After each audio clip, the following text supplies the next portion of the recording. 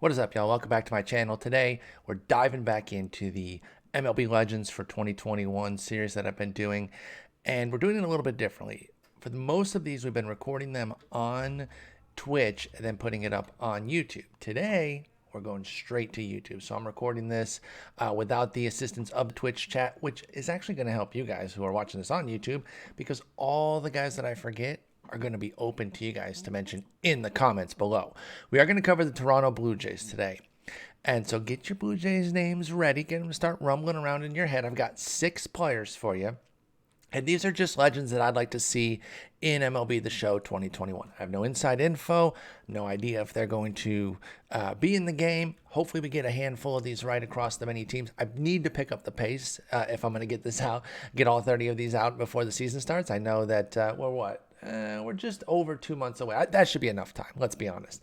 I'd like to get them all done within the next 3 weeks to a month, though. And I've got a whole bunch of work done on finding out the names, putting in the stats and all that. So we're going to start to see these churn out quite a bit. I am also in the middle of an epic snowstorm here in Texas that has really decimated the state. That's also the main reason that I'm not streaming this right now. And to be honest, you guys might not ever even see this that I'm doing right this minute, because if I get another rolling blackout, I'll have to scrap it and start over. So without further ado, let's go ahead and dive in, since we are kind of working against an imaginary clock. We don't know when the blackouts are coming, but they've been kind of consistent every few hours for about an hour or two. But Toronto Blue Jays, speaking of cold weather, they know a lot about it up there in Toronto. Let's start with an obvious one off rip. It is indeed Roy Halladay. We've all been asking for him for quite a while now at this point. Rest in peace. He had this tragic death there when he was flying his airplane a few years back. That one really shook the baseball world. And understandably, he was an amazing player and seemed by all accounts to be a really good dude too. And I know that the way he died was tragic and there were some ugly circumstances dealing with that. But I don't think that takes away from who he was as a person. And I think that on the field is unquestioned that he's one of the best pitchers of his generation and one of the best pitchers ever. Now, of course, you say that and you're like, well, no, because there's this guy, this guy, this guy. Hey, to be one of the best pitchers ever, given how far baseball spans, I think you could say that if he was a top 200 starting pitcher, that would count as one of the best pitchers ever. I mean, think about how many pitchers have been in the game. If you're one of the top 200, I still think you fall into that class. I don't know exactly where he would rank, to be quite honest. In fact, I'm actually going to check something up. I got my notes up here facing me, but then I got a little baseball reference that I can go to, or Fangraphs, and check out real quick. But I want to see one thing. Where does he rank as far as JAWS, which is Jay Jaffe's wonderful Hall of Fame system, which is a good shorthand to kind of get an idea of where players do rank. He's 45th. So I think you could even go so far as to say he's at least a top 100 pitcher. This suggests top 50, top 45, whatever number you want to use there. So yeah, I mean, he's one of the greatest ever. I didn't want to go too hyperbolic. I was originally going to say one of the top 25. That would have been a little hyperbolic, but I think top 50 is fair. Now, some of these guys that are still pitching might pass him, but we're not here to talk about all that. Let's dive into the numbers. I'm trying to be more concise here, just so I don't get hit by the rolling blackout. And I'm diving into Baseball Reference, looking up stuff already. I can't help myself. But let's talk about that 2003 Cy Young season. Now, if you've noticed, if you watch any of the other videos, I've been using this K percentage plus a lot and BB percentage plus. What that does is it scales everything for the era that they're in. And that's really useful, because if we just look at a raw number, it's not going to work, particularly with K9 and BB9. The game has evolved. A lot of guys back in the day were striking out 5, 6, 7 guys per 9, and they were seen as flamethrower, power types. Nowadays, you can barely get a job doing that unless you do a lot of other things really well. You have to strike out a ton of guys.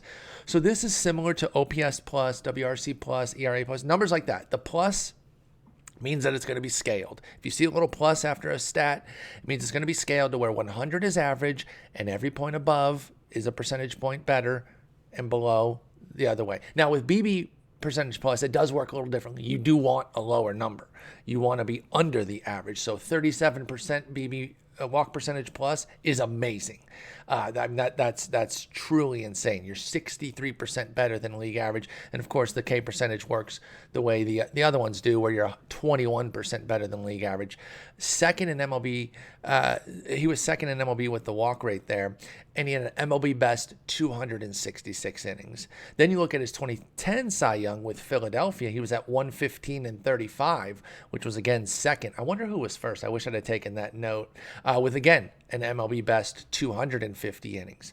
So you know what we're going to get here. We're going to get an elite walk rate. The BB9 is going to be off the charts. A deep arsenal with a sinker.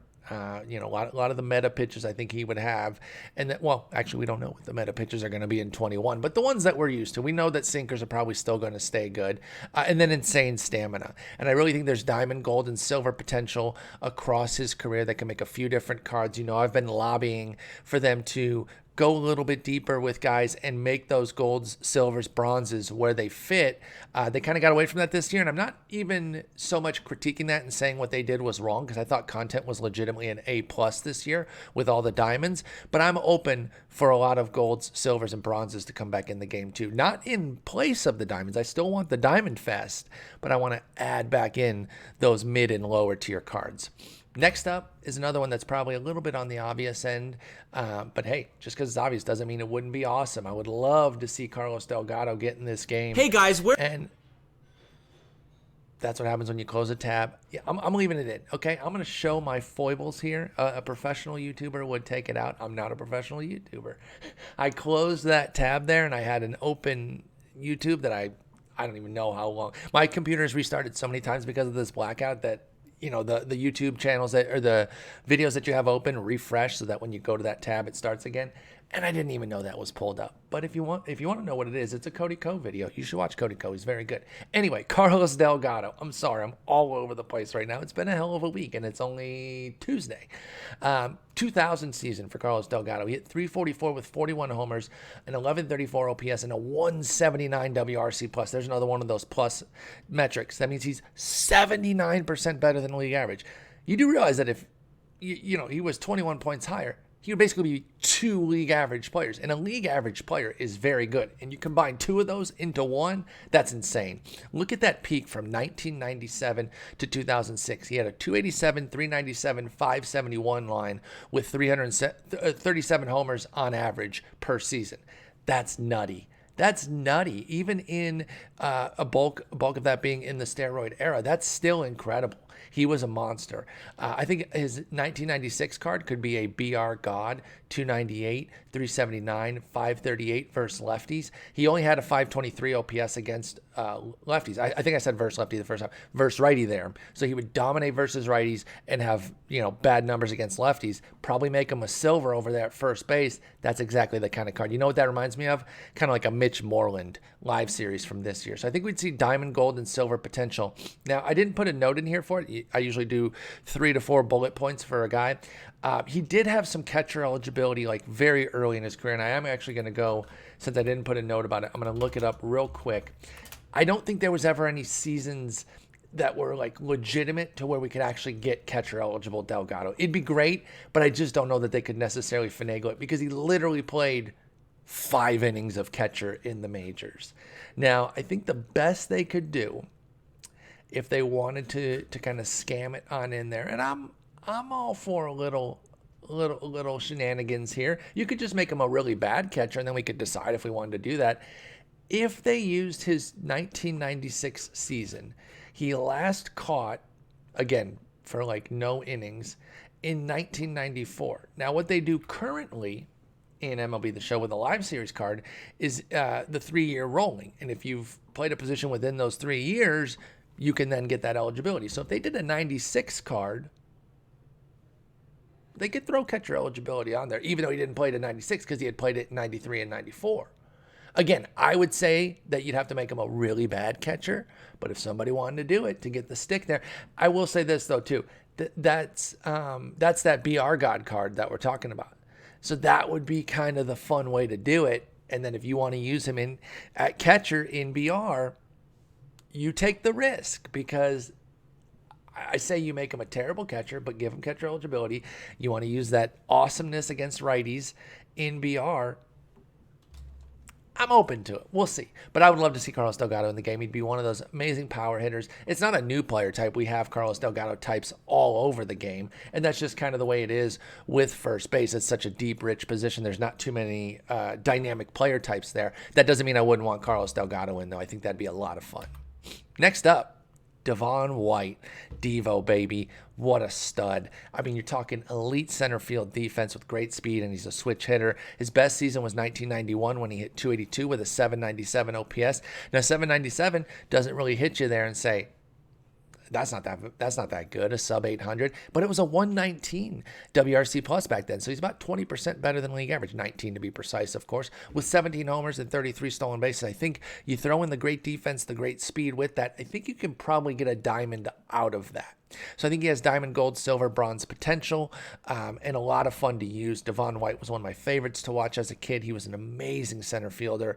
I loved watching just brilliant center field defense. I still do, but I really took to it as a kid. Center field and catcher were the two positions that I gravitated toward. I played catcher as a kid. Nothing special. I played Little League in 1 year, high school. I'm scrub. I'm Jeff Mathis basically as a kid, which is not very good.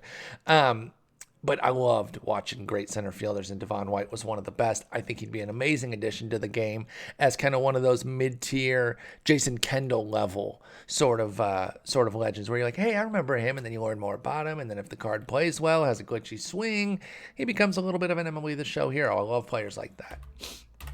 Next up is a returning player, Dave Stieb. Now, he was in the game for a couple of years, and he was way underrated. He was completely off the radar. I don't think many people really used him. Maybe if they were doing like a, what's it called, like a Toronto build or something, they might have considered using Stieb. But I actually used him a decent bit, and he was pretty good. I'm talking more against mid-tier, above average, but not elite players. I don't think I could go into World Series. I'd have to make it first. I don't think I go into World Series and stomp everybody with Dave Stieb, but I think you can use him as a pretty solid player in a lot of different things. 1984 was a great season, 137 strikeout percentage plus, 7th in the league, 7.3 hits per 9, and a 218 average. Both of those were 6th in the league. Most innings pitched in MLB from 1982 through 85. He's 3rd in average against in that time as well. So you're looking at a really good hit 9, a solid K9, solid BB9, tons of stamina, solid arsenal. I think Dave Stieb, again, you can go look back at his old cards there on a website like I think daddyleagues.com would have the old cards logged. You can go see they're pretty solid diamonds. And I just really like Dave Stieb. And if you watch my Twitch channel, you know we have a whole meme around not Dave Stieb specifically, but a whole thing about Stieb. I'm not going to explain right now. If you're YouTube only and you don't watch me on Twitch, come through on Twitch, ask about it. I'll explain the whole silly thing to you. But I would love to see Dave Stieb get back in the game. I don't know why they took him out. Maybe the contract just ran out and they were like, have a good one, Dave Stieb. He also lost no hitters in the 9th inning in, I think, back-to-back starts. He definitely lost 2 in the same season. I think they were actually back-to-back starts too. He was a G. Dave Stieb was really good in his day.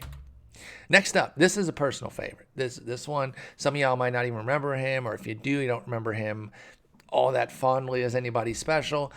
I loved Kelvin Escobar. I can't really explain it. I don't know. He's just one of those guys that kind of connected with me, and I followed him, and I always rooted for him to be great. He never quite got over the hump, and it was mostly injuries that stifled him from being the player that I thought he could be. But I think he'd be a fun addition here, again, in that mid or lower tier legend realm, because he would add a lot of card diversity. You know, you see here that I have SP and RP. He played both across his career with Toronto and the Angels. He might have latched on a couple other places, but that's where the primary work was done. 2004 as a starter, 132 K percentage plus, 242 average, and he was 7th in swinging strike rate with a 13% mark. So you have a lot of swing and miss in the game there, and he does have a deep arsenal. I think he'd be a 5-pitch guy for sure. As a reliever in 2001, 156 strikeout percentage plus, 190 average, and he averaged over an inning per appearance, meaning big stamina on a reliever. On a reliever with 5 pitches, big stamina, big Ks, big hit 9, even if the BB9 wasn't good, and obviously I didn't make a note here, so it wasn't exemplary walk suppression, but even if it was just mediocre, give him like, just off the top of my head, I don't even think he was this bad, but like say that 2001 season as a reliever came with a 45 BB9, but it was 100 K9, excuse me, and like a 105 hit 9, 5 pitches, 52 stamina or something, that'd be awesome. I mean, that'd be great.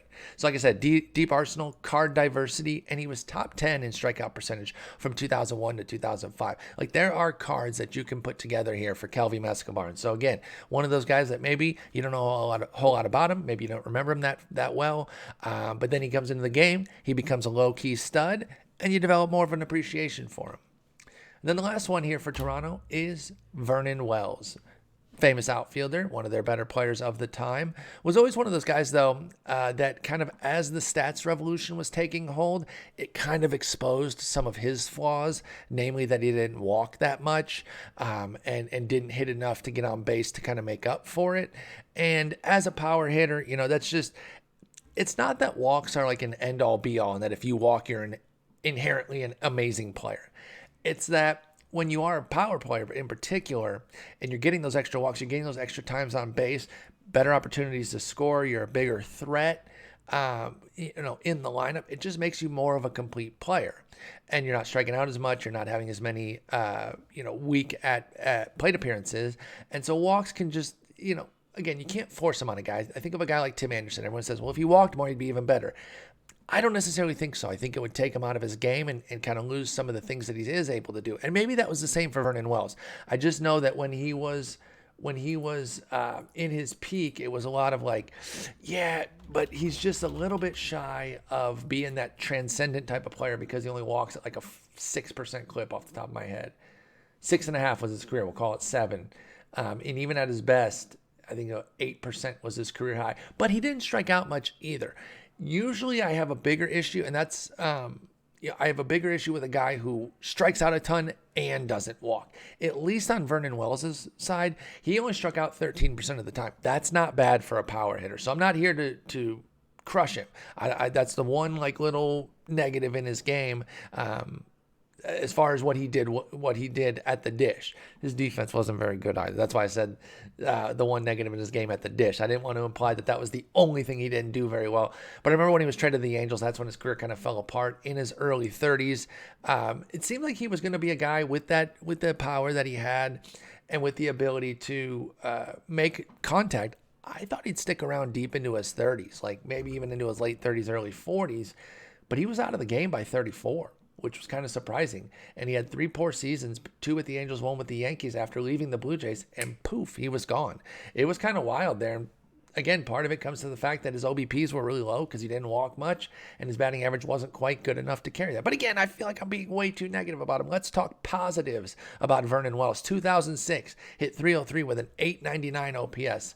I can tell you that would be a 128 WRC plus. I didn't put it on here, but I wanted to tell you that would be 28% better than league average. 32 homers, 17 stolen bases, only 4 caught, and the aforementioned 13% strikeout rate. That's going to be a good card right there. That's a diamond. Even with mediocre defense, that's diamond. I don't know what his splits were, and because I feel like I'm testing fate already, I'm not going to look them up. I'm going to finish this up here and make sure I don't get hit with the rolling blackout. But that's a really good season. So I think that's his diamond season there.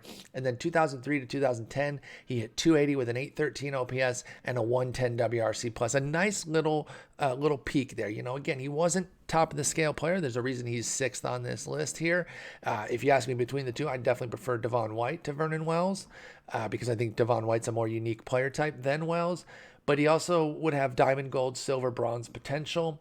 Most of it with the Blue Jays. I mean, honestly, I think those Angels and Yankees cards would be bronzes. And if you make one, you kind of got all 3 of them in that one card. So there wouldn't be any need to make like an Angels and a Yankees card. You maybe make one Angels, but then the rest would be within the Blue Jays.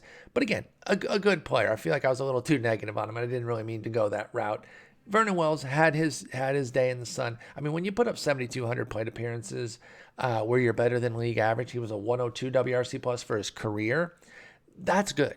Like, you were a damn fine ball player here. So I don't want to disparage Vernon Wells, but that's the Blue Jays for you. And again, being that I'm doing this just on YouTube and not on Twitch first, all the extra names that I forgot that you'd love to see are available for you to put in the comments. Let me know what you think. Who's that Blue Jay legend out there that you'd love to see come in the game? What do you think of these 6 here? Is Halliday your preferred? Would you rather have Delgado?